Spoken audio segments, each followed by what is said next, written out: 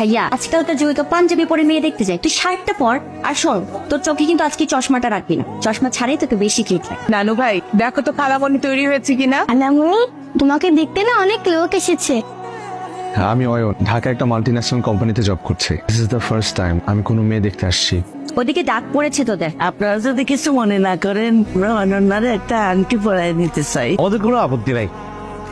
মা, তোমাকে না বললাম আগ বাড়িয়ে কিছু না করতে? তো কি করবো এখন, ওদেরকে কি না করে দিব? সেটা তো বলিনি। হ্যালো, হ্যালো, কে বলছেন? আমি অয়ন। সরি, বুঝতে পারিনি প্রথমে। কেমন আছেন আপনি? আমি আগামী সপ্তাহে চিরাং আসছি। আমরা কি একটু দেখা করতে পারি? আপনাকে আজ বেশ সুন্দর লাগছে, আপনাকে হাসলে খুব সুন্দর লাগে।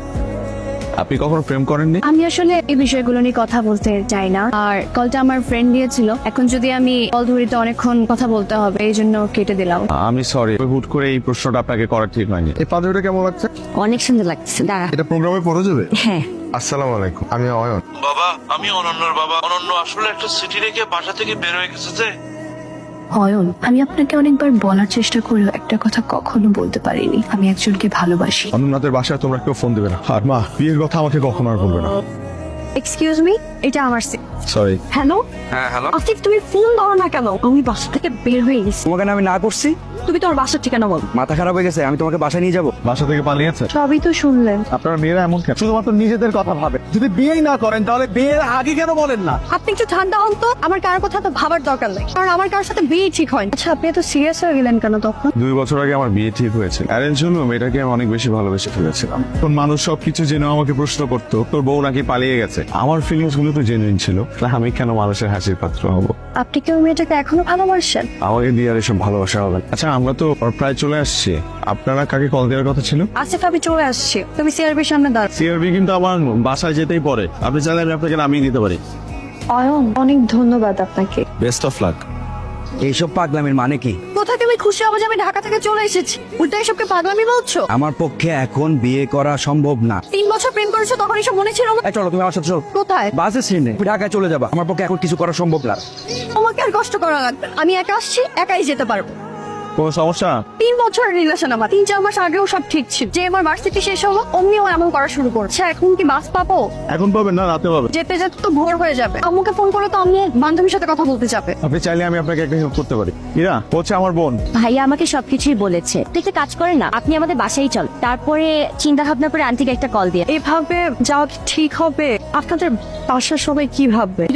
তুই রাগ করে কোথায় চলে গেলি মা? আমি আমার একটা ফ্রেন্ডের বাসায় আসছি। আন্টি, আসলে হয়েছে কি, আমি ওকে যেতে দেইনি। এত রাতে একটা মেয়ে একা একা যাবে। ঐশীর সাথে যে মেয়েটা আসছে, ওকে আগে কখনো দেখি নাই যে। তুমি ওর ব্যাচের সবাইকে চেনো না? মেয়েটা দেখতে সুন্দর। মা, তুমি আবার শুরু করলে। মা আমাদেরকে এখনো ছোট বাচ্চার মতোই টেক কেয়ার করে। আন্টি, আপনাকে আমার অনেক পছন্দ হয়েছে। ও কাল ঢাকায় চলে যাচ্ছে। আর 2 দিন থেকে যা।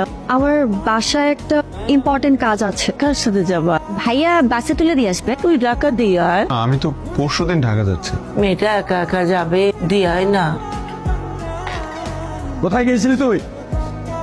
আপু, উনি আমার বান্ধবীর ভাই, ওকে দিতে আসছে। তুই আসিস না? তাহলে জাস্ট বড় ভুল হয়ে গেল বাবা। হাই, কেমন আছেন? ভালো, আপনি? ভালো। আজকের ব্যাপারটার জন্য সরি। আপনি তো কিছু করেননি, আপনার বাবা করেছে। আপনার মন ভালো হয়েছে এখন? আছি আর কি। মন বেশি খারাপ থাকলে বলবেন, একদিন আড্ডা দেবো একসাথে। আমি এইটাই বলতে চাচ্ছিলাম, একদিন দুইজন মিলে কফি খাবো। আপনি ঢাকায় আসার পর অনেক চুপচাপ হয়ে গেছে। তাকে যত ভোলার চেষ্টা করছি আরো বেশি মনে পড়ছে। 10-12 দিন হয়ে গেল, একটা ফোনও নেই। একটা কথা বলি, আপনার ভাগ্যে যে আছে সে আপনার হবেই, আর আপনার ভাগ্যে যে নেই সে আপনার হয়েও চলে যাবে। আপনি খুব সুন্দর করে কথা বলেন, আমরা কিন্তু ফ্রেন্ড হতে পারি। তো আমরা তো এখন বন্ধু হয়ে গেলাম, এখনো কি আপনি আপনি করে বলতে হবে? না, তুমি বলাই বেটার। বাবা সেদিন বললো তোমার যাকে পছন্দ তার সাথেই বিয়ে দিবে, কিন্তু কিভাবে বলবো আমার যাকে পছন্দ সে তোমাকে ভালোই বাসে না? আজকে আমাদের বন্ধুত্বের 1 মাস পূর্ণ হলো। ছুরি তো আনি নাই, কেক কাটবো কি দিয়ে? এটা দিয়ে ট্রাই করি। সিরিয়াসলি? হ্যাঁ, ডিফারেন্ট। ওকে। থ্যাংক ইউ বন্ধু, এত সুন্দর একটা জায়গায় আমাকে নিয়ে আসার জন্য।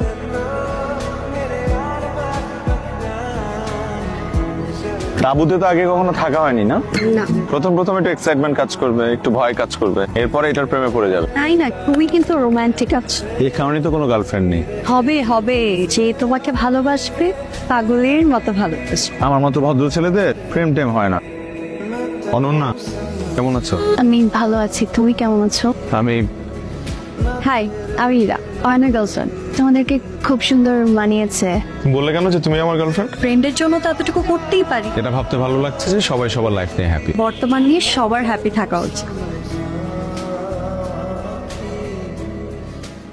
Thank you. গত 5 মাসে তুমি আমার অনেক শখ পূরণ করেছো, যা আমি সব সময় ড্রিম দেখতাম। তোমার হাসিটা খুব সুন্দর। তুমি জানো এই পৃথিবীতে কোটি কোটি মানুষের মাঝে কেউ একজন আছে যে সব সময় তোমাকে নিয়ে ভাবে, যে তোমার হাসিতে হাসে, আবার তুমি দুঃখ পেলে সে কাঁদে। তার চোখের দিকে তাকালে তুমি তোমার পৃথিবী দেখতে পাবে। কে সে? হয়তো সে তোমার লাইফে আছে, তোমার আশপাশে আছে, কিন্তু তুমি দেখতে পাচ্ছ না। কিন্তু কিভাবে বুঝবো কে সে?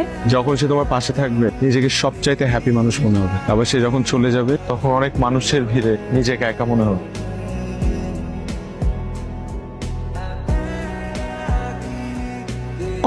শুনুন না, কি হলো আবার? একটু আগে আসিফ আমাকে কল করেছিল, কালকে দেখা করতে চায়। আমি না বুঝতে পারছি না কি করব। করো, দেখো কি বলে। আচ্ছা, আমরা কিন্তু সেম জিনিসটাই করবো।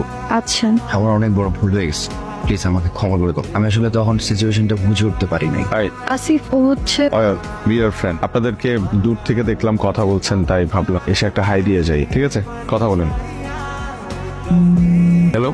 কি হয়েছে অয়ন? ওখানে তুমি আর আমি ফ্রেন্ড বললা কেন? তখন তোমাকে দেখে মনে হচ্ছিল ওকে দেখে তোমার মধ্যে কিছু একটা চেঞ্জেস, আর ওই মুহূর্তে তোমাকে ফ্রেন্ড বলাটাই আমার কাছে বেস্ট অপশন ছিল। আসলে ওকে এতদিন পর দেখে আমি নিজেকে কন্ট্রোল করতে পারিনি। কি বললো? ও সব ঠিক করতে চায়। ঠিক আছে, আমি রাখি। ঘুমাবো। বাই। হ্যালো, হাই, কেমন আছো? ভালো। 2 দিন হলো তোমার কোনো খবর নেই। তুমি তো ফোন দাওনি। বিকালে একটু দেখা করবা প্লিজ? এভাবে বসে আছো কেন? এভাবেই ঠিক আছে। আমি না বুঝতে পারছি না আমি কি করবো। ও তখন অনেক প্রবলেমে ছিল, জবও হচ্ছিল না। এখন চাকরি হয়েছে, হয়তো আসলে কোনো সমস্যায় ছিল। আমি না বুঝতে পারছি না কি করব।